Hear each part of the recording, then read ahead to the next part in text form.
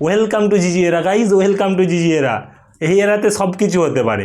আমরা 100 রানে ম্যাচ জিততেও পারি, আবার 50 রানে ম্যাচ হারতেও পারি। ভাই তোমরা কি জানো এই ম্যাচটা হারার মেন কারণ কি? অভিষেক শর্মা জলদি আউট হয়ে যা। আমাদের ক্যাপ্টেন ভাইস ক্যাপ্টেনের রান না বানিয়ে আউট হয়ে যা।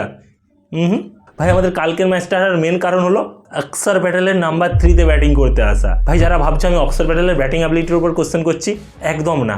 আমি কোশ্চেন করছি অক্ষর প্যাটেলের ব্যাটিং পজিশনের উপর। ভাই নো ডাউট কি অক্ষর প্যাটেল একটা খুবই ভালো প্লেয়ার, আর এর সাথে সাথে আমরা এটাও সবাই জানি কি অক্ষর প্যাটেল সেটেল হতে সময় নেই। কিন্তু না জানি কেন আমাদের কোচ গৌতম গম্ভীর এই কথাটা জানে না। ভাই অক্ষর প্যাটেলের নাম্বার 3-তে ব্যাটিং করতে আসাটা তখন মেনে নেওয়া যেত যদি টার্গেটটা 214 না হয়ে 114 হতো।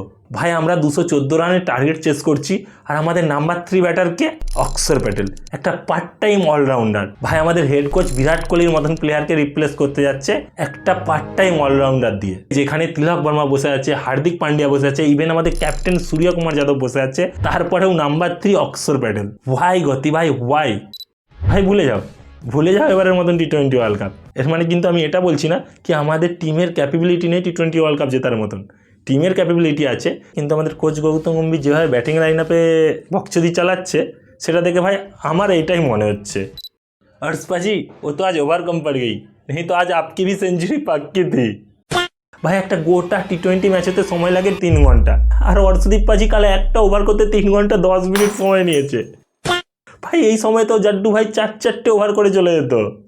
अरे इतनी देर में तो मैं 4 ओवर्स डाल देता। अर्शदीप पाजी व्हाट इज दिस? 13 বলের ওভার।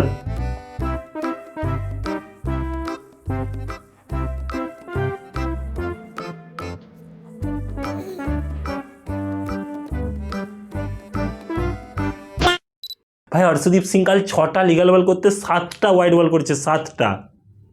1 মিনিট। আরে হর্ষদীপ পাজি এইভাবে ক্রেডিট দিলে আমাদের ক্রেডিট পাগলু থালাও অ্যাকসেপ্ট করবে না। ভাই এই ফটোটা দেখো, এই ফটোটা হলো কালকের ম্যাচের মোস্ট ভাইরাল ফটো। আর এই রিয়াকশনটা গতি ভাই কালকে তখন দিয়েছিল যখন হর্ষদীপ পাজি একবারে 7টা ওয়াইড বল করেছিল। কিন্তু যখন আমাদের ক্যাপ্টেন আর ভাইস ক্যাপ্টেন রান না বানিয়ে আউট হয়ে ব্যাবিলনে আসছিল, তখন গতি ভাই বসে বসে চুইংগাম চেবাচ্ছিল। না, এর মানে কিন্তু এটা নাকি আমি হর্ষদীপ পাজিকে ডিফেন্ড করছি। ভাই টি-20তে 7টা ওয়াইড বল করা একবারে, ভাই এটা ক্রাইম। কিন্তু ভাই যখন আমাদের ক্যাপ্টেন ভাইস ক্যাপ্টেন দিনের পর দিন খারাপ খেলেই যাচ্ছে, তাদের জন্য একটু আধটু এরকম না হলে একটু কম রিয়াকশন তো আসা দরকারই আছে। এবার আসি আমাদের ক্যাপ্টেন মিস্টার 360 ডিগ্রি। ভাই এখন আর 360 না, অনলি 360 ডিগ্রি। আর সূর্যা ভাগ্য নিয়ে নতুন করে বলারই বা কী আছে? যা বলার তো আগের ভিডিওতেই বললাম। ভাই আমাদের আপকামিং টি-20 ওয়ার্ল্ড কাপ ক্যাপ্টেন লাস্ট 20টা ম্যাচে 227 রান বানিয়েছে। क्या बात कर रहे हैं? ভাই লোকে বলে টি-20 ফরম্যাটে নাকি কনসিস্টেন্সি ধরে রাখা অনেক কঠিন, কিন্তু আমাদের সূর্যা ভাইকে দেখো কত মজবুত হাতে ধরে রেখেছে কনসিস্টেন্সি। ভাই যেই সূর্য ভাই আগে ফার্স্টেস্ট 50 লাগিয়ে রেকর্ড করতো, সেই সূর্য ভাই এখন কী রেকর্ড করছে দেখো। লোয়েস্ট টি-20 average by Indian captain in a year 14.35 Suryakumar Yadav at 2025।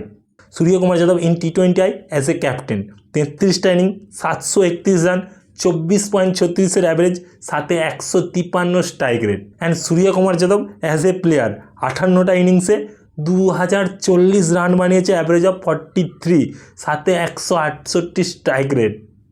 ভাই যেই কারণে সূর্যকুমার যাদবকে টি-20 ক্যাপ্টেন বানানো হয়েছে, ক্যাপ্টেন বানানোর পর ভাই সেটাই আর করছে না। চলো এবার আমাদের ভাইস ক্যাপ্টেনটা একটু দেখে নেওয়া যায়, মানে স্ট্যাটস। ভাই আমাদের ভাইস ক্যাপ্টেন এই সিরিজের প্রথম ম্যাচে 4 রান বানিয়ে আউট হয়েছে, আর সেকেন্ড ম্যাচে গোল্ডেন ডাক। অ্যান্ড ভাই লাস্ট 17টা ম্যাচে নো এনি সিঙ্গেল 50। ভাই এটা আমাদের প্রিন্স। ভাই এর সাথে আমরা বিরাট কোহলির তুলনা করতাম। ভাই আমি লিটারেলি বুঝতে পারি না গৌতম গম্ভীরের প্রবলেমটা কি। ভাই যার ওপেন করা দরকার সে ডাগ আউটে বসে আছে, আর যার ডাগ আউটে বসে থাকা দরকার সে অ্যাকচুয়ালি মাঠের বাইরে থাকা দরকার, সে ওপেন করছে। আর সত্যি কথা বলতে এই ম্যাচে আমাদের বাকি প্লেয়ার্সরাও তেমন কিছু করেনি এক্সেপ্ট তিলক বর্মা। ইনফ্যাক্ট আমাদের বোলাররাও আজকে হেগে দিয়েছে, 13টা ফুল টস আর 16টা ওয়াইড বল করেছে। খ্যার নাও প্রেডিকশান টাইপ। আর আমার প্রেডিকশান 14 তারিখের ম্যাচের জন্য হচ্ছে, ভাই আমি আগের দিন যেটা বলেছি ঠিক তার উল্টোটাই হয়েছে। আমি জানি নেক্সট ম্যাচ ইন্ডিয়ায় জিতবে, তবু আমি বলবো নেক্সট ম্যাচ সাউথ আফ্রিকায় জিতবে। আর নেক্সট ম্যাচে সাউথ আফ্রিকার হয়ে সব থেকে বেশি রান বানাবে, মতলব 50+ রান বানাবে ডিকক, আর ম্যাকলারেনসন 4টে উইকেট নেবে। তো এই ভিডিওটা এই পর্যন্ত দেখা হচ্ছে পরের ভিডিওতে। বাই।